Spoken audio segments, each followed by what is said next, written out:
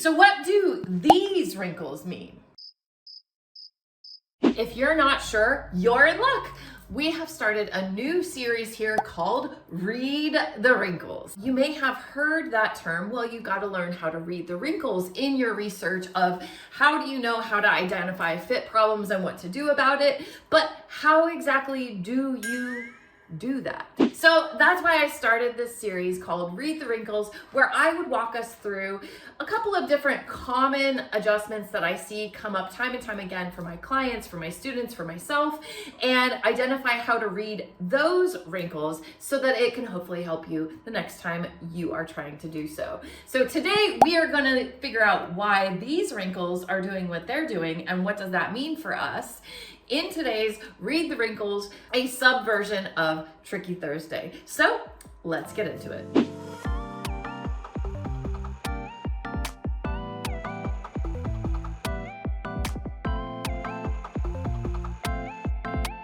And we are back again with my lovely assistant, Isabel, and she is going to be helping us today with reading these wrinkles. Now, I do want to offer this disclaimer again.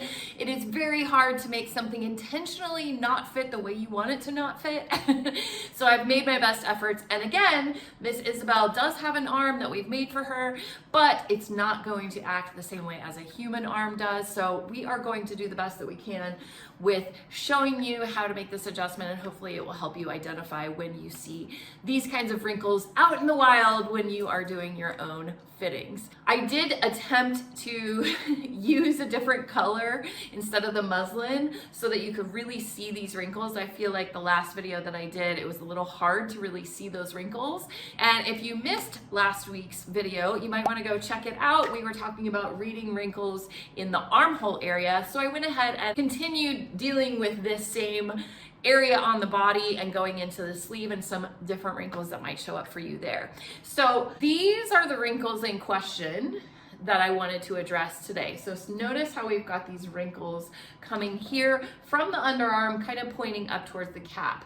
And you can see here in the back, we've got the same situation happening back here. So what does that mean? What is that telling us? When you are trying to read the wrinkles, when you have a diagonal wrinkle like this, where it's pointing up to either needs to go down, or where it's pointing down to needs to go up. So in this case, when we're looking at our wrinkles here, and we're looking at the angle and the direction that they're going in, it seems to be pointing up to the cap, right? That's what's happening. Or it's pointing down to the underarm. So if we're following this logic, then we could either lift up the underarm, but that's kind of hard to do, and it kind of goes back to what we were talking about last week, where then we're dealing with the armhole depth and all of that, so that's harder to do. But if it's pointing up to the cap and the cap needs to come down, that is actually something that we could do, because what these wrinkles are telling us is that our cap height is too short. So let's talk about the anatomy of a sleeve for a second. When you have a sleeve, a regular woven sleeve, you have this cap that goes above the bicep line. So this bicep line is what goes under the underarm. This is where your underarm seam starts. This measurement here, the amount that this cap height is from the top of the shoulder to the bottom of the underarm, is the area that we are talking about here. So if this cap is too high for the person wearing it, then you're going to see some extra fabric up there at the shoulder. And if it's too short, you have what we are seeing here. The way to deal with this when you're seeing this in a fitting is we need to release this shoulder seam so that we can see how much we need to add to this cap height to get a better fit and release these wrinkles. All right, and now I've just unpicked it. Don't you wish it was always that easy? So once you've got this released from the shoulder, you can then kind of let this drop, and on a real person it's going to be a lot easier because this is fabric sliding on fabric. But notice how when I lower this and I allow it to fall to where our wrinkles are no longer there, see, we don't have diagonal wrinkles happening anymore. We do a little bit back here. What's happening? There we go. So like this. right? If we were to add that extra room, then we would, add that extra room to the top of this sleeve so that now this meets the shoulder. That would alleviate our wrinkles, see? So what I like to do is I like to use a little bit of grosgrain ribbon. This is just regular old ribbon. It doesn't even have to be grosgrain ribbon. And I like to have a little bit of this with me whenever I do a fitting. What you want to do is you want to take your ribbon and pin it. I usually like to put the pin right on the stitching line because I can see where that is, where I took it out.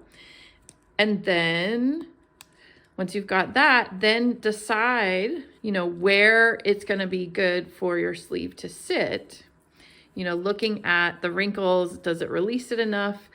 And once you're happy with the height, now the cap may need to be adjusted, but once you're happy and the wrinkles go away, then put your second pin there. And this distance, this amount of ribbon from the stitching line to that is the amount that we need to add to the cap height. Now we can see that those diagonal wrinkles have gone away. There is still a little bit going on here because Isabel doesn't have a real arm, so it makes it a little awkward, but I promise this will work. And so you can tell by how it feels and how it looks on the body when you do the fitting. And then that's what we need to know to alter our pattern. What does this look like on the pattern? Let's go find out. When we take the garment off, this is what it looks like. We've opened up that top shoulder. And again, we're looking at this information, the area, how much do we need to add to the cap height to make this sleeve fit better. I'm gonna go ahead and take my ruler before I take anything apart and just measure from the stitching line to where the top of my sleeve is, and do be mindful that I have the seam allowance from the sleeve is turned in. So I'm getting an accurate read from stitching line to stitching line, and this comes out to be 1 inch. So you want to know what that amount is, then you can make the adjustment to your pattern. Then when we are looking at our pattern, and please ignore these other things, I will explain what those are for later, but I want to take that 1 inch or whatever your measurement is that you need to add, and at the top, right at the shoulder notch, wherever that is for you, you want to add in that space. Now again, because this is an actual working pattern, I have seam allowance already included, but I know where my stitching line is. So if you're working with a pattern that does not have your stitching line drawn in, you're gonna wanna add that. But I'm gonna go from the stitching line up 1 inch because that's what I need to add to make this sleeve fit better. And then I'm just going to draw the sleeve cap from the front notch to the back notch and blend it in with that extra height that I'm adding. Now, be mindful when you're drawing in this higher arc. Notice how I am blending in again to the stitching line. I am not blending to the seam allowance because we will still need to add seam allowance to this edge to finalize this. So both sides I went to the stitching line, which is why it's really handy to have that.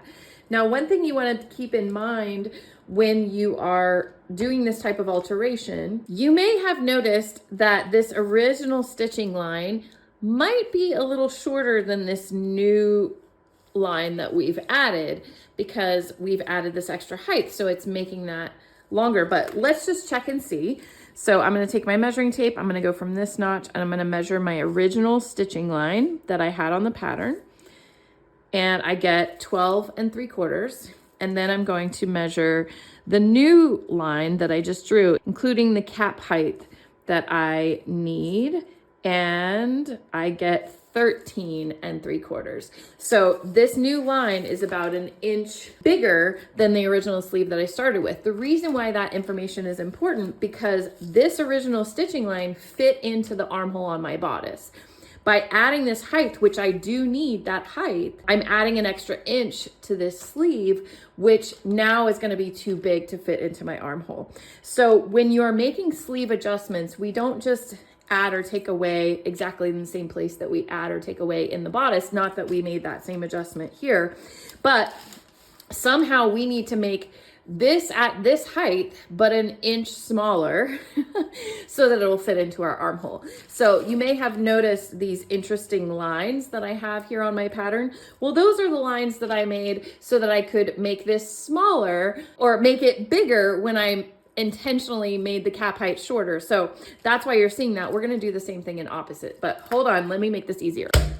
I just cut some extra away so that we can actually get into this. I went ahead and folded this in half and then in half again to give myself these fold lines, and I turned them into slash lines for making this adjustment. This is one of my favorite sleeve adjustments because it doesn't add or take away too much from the bicep, and it also doesn't take anything away from the height. We need to take away 1 inch from our new cap that we've created. So the most important thing is our height. We want to keep that. So by mapping it out this way, I'm just going to cut along these lines.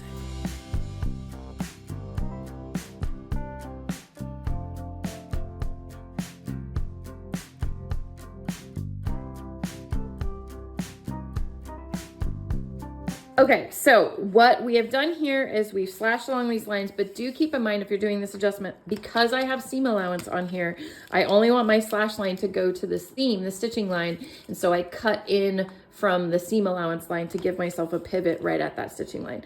So now with those slashes slashed, I can overlap the amount that I needed. How I'm doing this to make sure I'm getting what I want is I'm going to draw 1/4 of an inch on this side and 1/4 of an inch on this side on the line that I'm wanting to keep. And then because I have this hinge, I can overlap it so that those lines are on top of each other, like so. And then on these side ones, I just did 1/4 of an inch and then overlapped 1/4 inch overlap. And there we go. So I would want to blend where I made those adjustments so that it's a nice smooth curve. And let's measure it one more time. And we have 12 3/4. So one more time. And there we have it, our adjusted sleeve. Now I could tape this down a bit more, but I love this adjustment because nothing changed my side seams, and I just added a little bit throughout here, but it was mostly just addressing the issue that I needed to change. And now we should have no more drag lines in our sleeve. So that is how we read the wrinkles when we're seeing diagonal lines coming up from our underarm to our sleeve cap. It's pointing to our sleeve cap, which means it wants to come down. I hope you found this helpful, and I hope it's helpful the next time that you go into a fitting. But hey, can we have a moment? Little creator to viewer real quick. Like, what do you think of this series? Is it helpful? Is there any particular wrinkles that you're always confused about? Should I continue making these? Is there any specific things that you're wanting help with? Because I can make up all kinds of stuff, but I want to help you the most. So let me know if this is actually jiving with you or if I should just ditch the whole thing. All right, that's what we have for you today. Hopefully that helped you in you reading your wrinkles. I'm happy to bring you more of this series. Let me know what you think down below in the comments. Let me know if this is helping, if it's starting to make sense, if it's starting to help you read those wrinkles, if it's starting to click, because I want to know. I want to make sure that I am picking things that are coming up for you and are going to make those light bulbs go off. If you are enjoying this series, if you're enjoying my channel, please do hit that subscribe button. It really does help. Like, share with your friends. And if you want more pattern making, if you are just all about it, you want to learn all the fitting techniques, all the pattern making techniques, that is what we are all about around here. And we actually have a free pattern masterclass available down below. You can check that out and kind of learn more about my teaching style and how I like to teach about pattern making in general. And if you are all in and you are one of us pattern nerds, as I like to call myself, you might be interested in joining us for PatternCon 2026. We have some exciting things happening very soon, if not today, actually, when I'm posting this. But you can find out all the details at PatternCon.com. They are also linked down below. Get on the party list if you want to learn more information as it comes out. We will be hosting that in Atlanta in August 1st and 2nd of 2026. We're very excited about it. It's all for people who like this kind of stuff. Learning about fitting, learning about pattern making and making adjustments and how to do it in a setting where we're all learning together and we're having fun, we're not intimidated. It was such a loving, wonderful experience this year, so people are very eager to come and join us again, and I hope you will also. That's all we have for you today. Thank you so much for watching, and I will see you next time.